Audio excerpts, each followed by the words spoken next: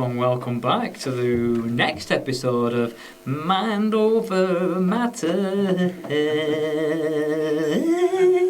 Anyway, so we've got our usual two guests. We have Rebekah, we've got Andrew. We've also got in the house Mark on the technicals, and Summer in the house as always. Boom! Right, so.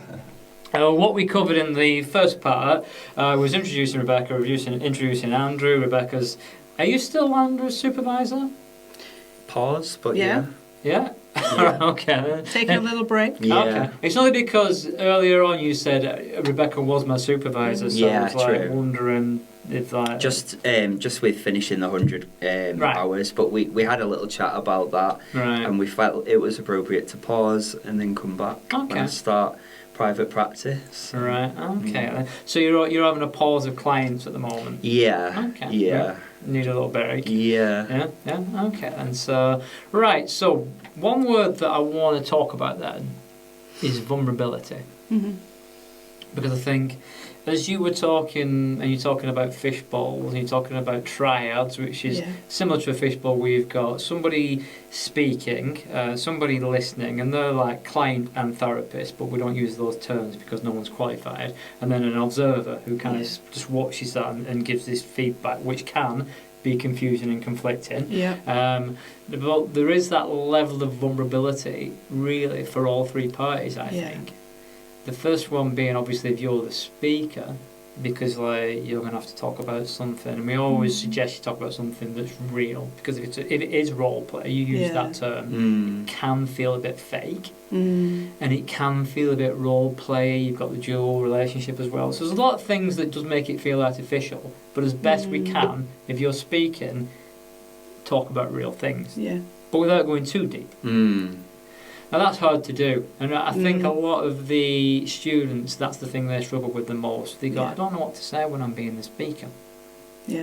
Now, what's more important really is we're not really that concerned about what they're talking about, as long as it's not like deep and traumatic. It's really more what the listener's doing. Right?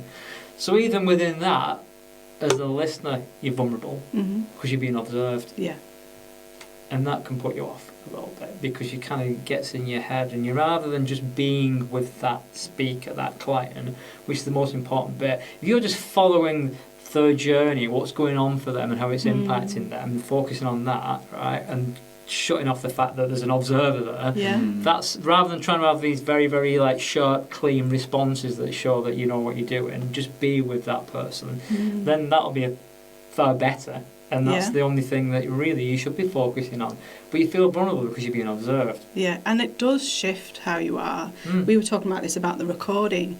That's like a third person in the room. And there is something about, if I can be fully relaxed, I can actually demonstrate the skills that I need to. But because I'm aware I'm observed. So like a little example was, I'd get too in my head about body language, because my comfortable way of sitting is legs crossed or even arms crossed, but we're taught like more open body language.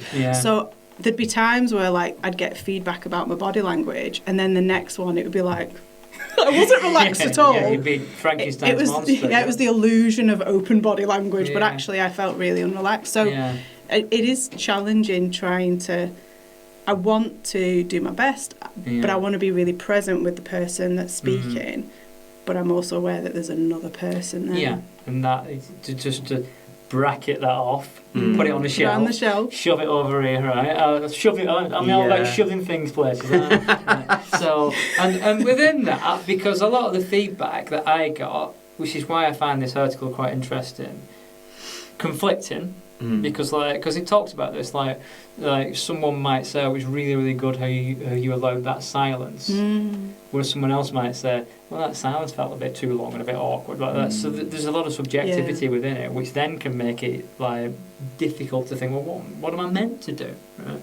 Now, a lot of the feedback I got when I was doing my postgrad training, it was just stuff like soften your voice, and I'm like, well, what does that mean?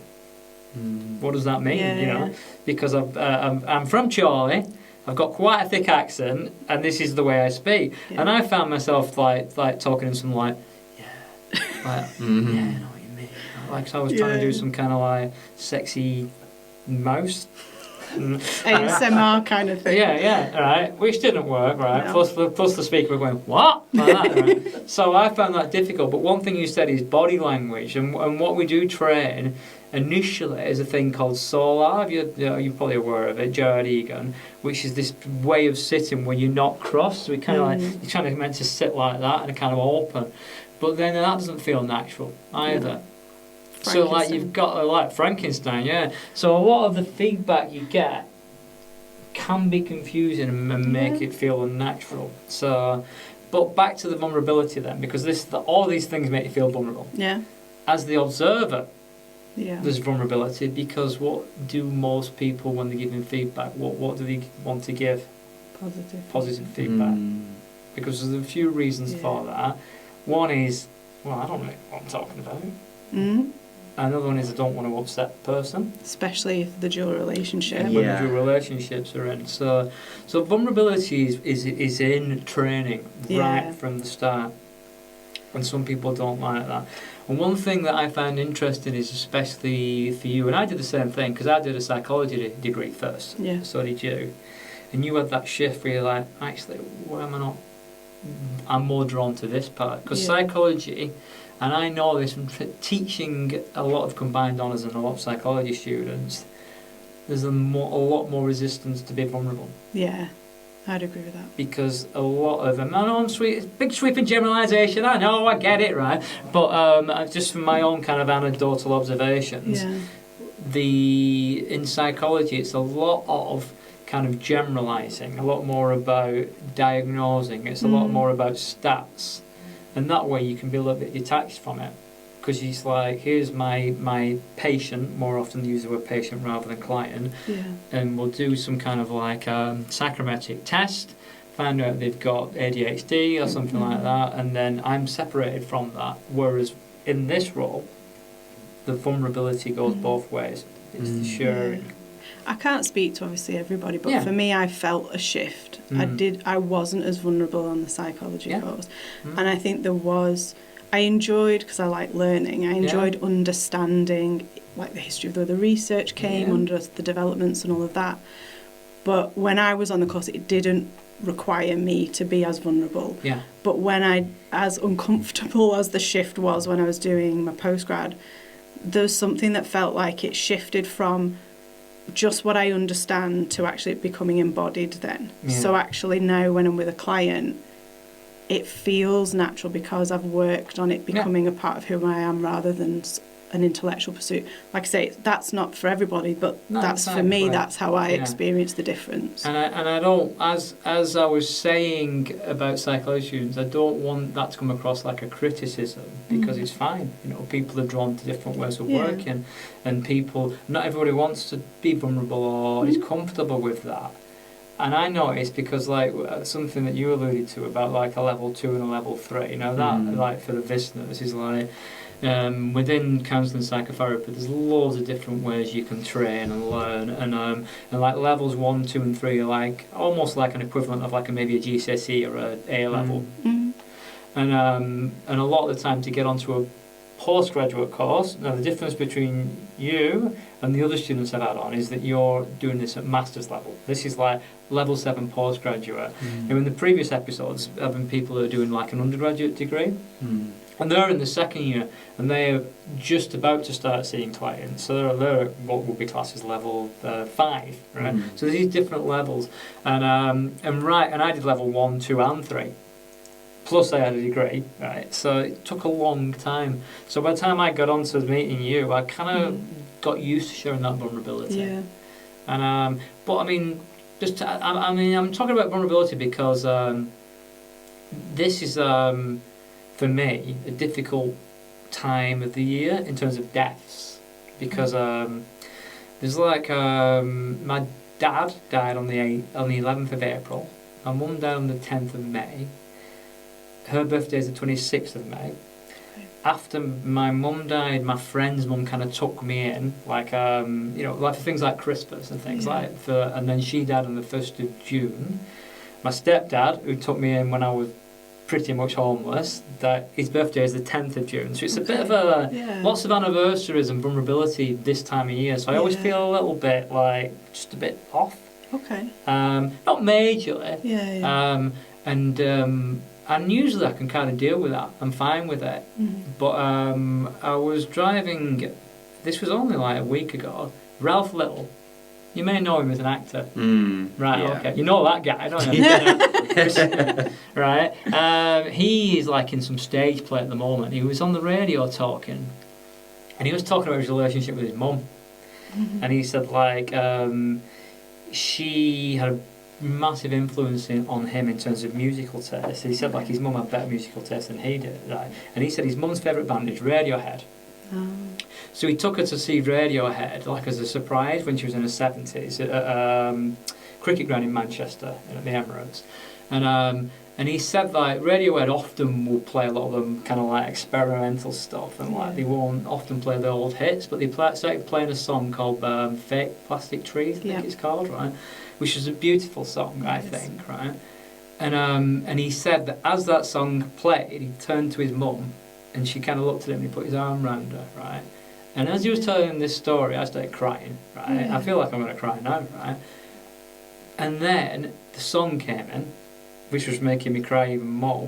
But there's this kind of like weird thing where at that moment, as the song started and I was crying, I was just by chance driving past the crematorium and my mum's ashes are at.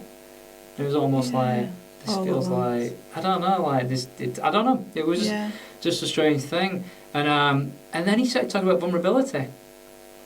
Because he was talking about the fact that you can only have a true relationship with someone if you're both willing to be vulnerable. And a lot of the time, both parties aren't. So I'm just curious about that in terms of your relationship, because obviously we talked about the triads and having vulnerability and all of those kind of like positions. Now it would seem quite obvious to me, like, as the trainee, very vulnerable. What's it like for you as the supervisor then, in terms of that dynamic about you sharing your vulnerability, or do you think that comes in or not in a supervisor supervisee relationship? I think for me it's a balance of it, isn't it? So it is a relationship, and for me that's the core of it. And if you don't have trust, it's very difficult to be open. And for me, you were a safety net, I think, before, and that's what supervision is. It's a bit of a safety net. But I'm a human being, and it's a relationship, and I do think that what you need at one stage isn't what you need at another. And so as the relationship grows, the vulnerability increases. And so I'm not afraid to share the things that maybe haven't gone well, or the aspects that I've struggled with, because that's a part of the process. But I do feel that it is vulnerable, because it may be not in exactly the same way, but there's a level of responsibility as a supervisor for not only my supervisee but the clients that they have. And so I want to do a good job, and I want to hold space for that, but also I'm there to support. And I've been on that journey too, and so I was very honest about some of the things, like I said, about running straight out the gate. That's not used to you. Because I think that we're both in that relationship together, and there is a level of boundaries and professionalism around that. I want to work in that, but I do think there's vulnerability there. For me, at least. And what about you?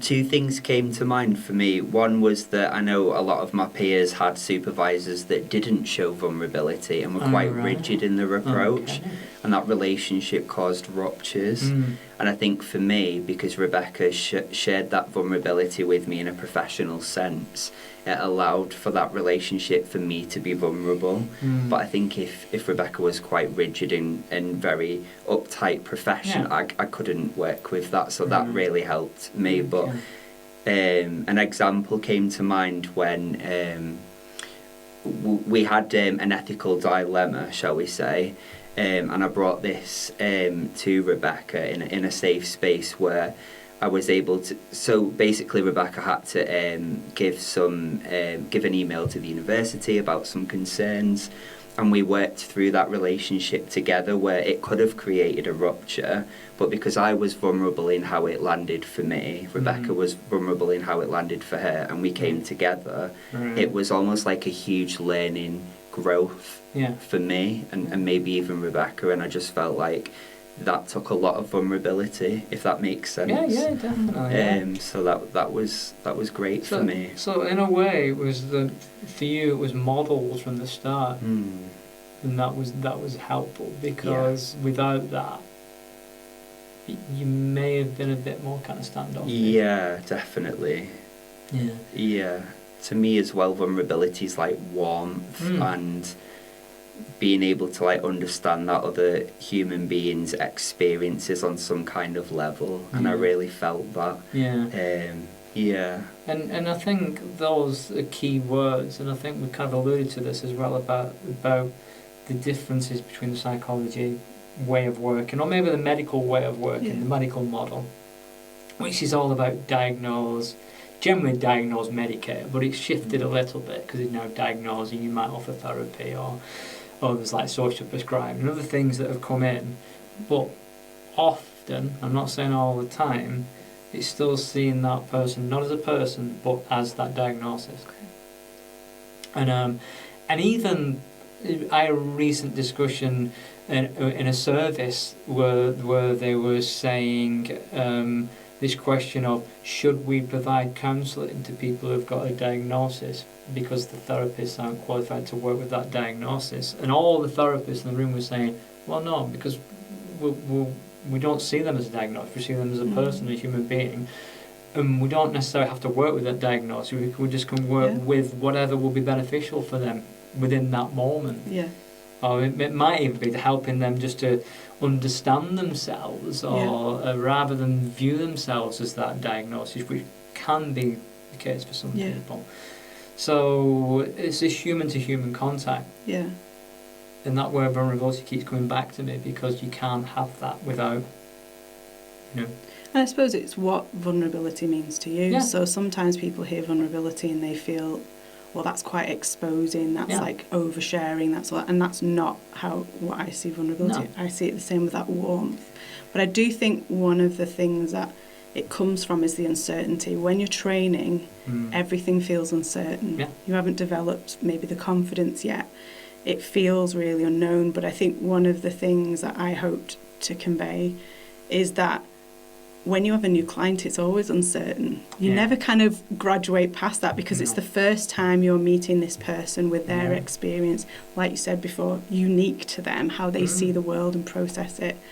So we are constantly dealing with uncertainty. And I think when I started my training, I imagined a version of the qualified psychotherapist, but actually you always kind of feel that uncertainty, and it's getting comfortable with uncertainty. And I think that's important, because the moment you don't feel that, I think there's something wrong. I've always said to trainees, if you're going into that room thinking you know it all, then that's scary. You should always go in, and the first episode of this podcast, the first ever one I did, was this idea of the beginner's mindset, and just admitting, don't really know what I'm doing. Because when you meet that new client, you might not know what you're doing, because you just never know what you're going to get. And it's okay to admit that, and that's vulnerability, that's being congruent, that's being real, that's being genuine. And I'm wondering, like, for you then, have you felt like you've shown vulnerability to clients, especially maybe that first one? Yes. I believe, like, there were moments where it was for me to try and gather what was appropriate to share and disclose, for example, because there were a lot of things my client was bringing to me that I could really relate to.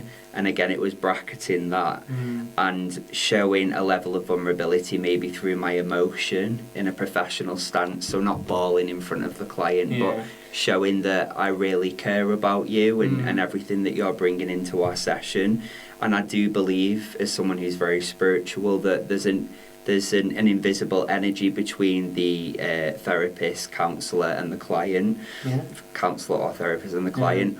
And I've noticed when I've not been fully congruent, maybe I've been a bit tired in a session, the client almost seems to pick up on that. But when I'm fully invested in terms of like empathy and vulnerability and congruence, there's just a harmony in the room where we just, there's like this understanding of the client feeling seen. Almost like you're resonating on the same frequency. That was a huge learning curve for me. And again, bringing that into supervision and exploring what that is. And that's another thing which within this fictional PhD that I'm never going to get done, right? Part of, you know, the relationship and the consciousness and the communication of consciousness, and I talked about this with you last time I saw you, but I won't go into too much detail with this, sharing stuff about a client. What I'm noticing more and more within my therapy is energy levels and energy shifts. And I did tell you briefly about there was a client who had a profound kind of like shift within the session, but the first thing I picked up on before was this energy. The energy in the room just completely changed, and then they did.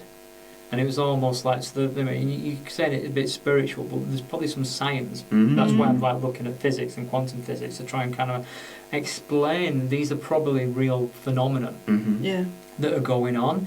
And we, I mean, for me, I don't need to understand it from a scientific perspective because I know that it's there and it's real. Now, having the science behind it, that's good because then it'll make people who think, oh, that's a bit woo-woo or whatever word they want to use, right? Right? But I think it is real, and that's something that I'm incorporating a lot more within my therapy now. Just noticing those little subtle shift in energy in the room, what I am picking up on. There is a book by Dr. Joe Dispenza who talks about that energy, but he incorporates the science behind it. So it's an interesting book to read that supports what you're saying. And it also does in supervision. So I notice sometimes if the energy shifts when you talk about a client over a different one. And sometimes what you're bringing in is not actually, it's almost like that you're modelling what the client is to you. So it could be the energy could become a bit frenetic or the rapid speaking. Or and then when I ask that question, you'll say, oh, that's what the client's like. And it's almost like in that moment you brought that client's energy in with you in a way. So even within supervision, it's noticing it isn't always just linear. It's noticing actually when we talk about this particular client, something changes, or the way you talk changes, or the energy changes, which can shed light as well. My first supervisor used to call that parallel process. So, and as you're talking about it, and I've only got 2 minutes left, I'm noticing more and more how I am with friends, with people, in terms of that. My energy levels. Some people I'm with, I'm like, talk at 3,000 miles an hour and I'm dead like happy and I never stop speaking. Others, I'm a bit like, I feel drained in a way. And I think that's part of this kind of like the transfer back and forth of energy, because I remember once reading years ago, and it was more like psychodynamic kind of approach about just emotions are transferable. Which, you know, going back to like an example of very quickly, like my dad particularly, I'd have a good relationship with my dad, and the moment he would walk into the room, the energy in the room would shift. Because he'd come in from work and he'd always be like that, and almost like this coldness came across the room, and it was almost like we've got to walk on eggshells now. And so other people's moods are transferable and energy levels are transferable. So anyway, we'll come back to that because we've only got a minute to go. Okay. And so I don't know what to finish off with. Another piano. What song have we I'd sing Fake Plastic Trees, but there's two problems with that. One is I don't quite know the words, and two, it's a bit high. So I'll sing it to the point where it gets too high, right? Then we'll cut it. A fake plastic watering can on a fake Chinese rubber band and a fake plastic line. See, it goes too high.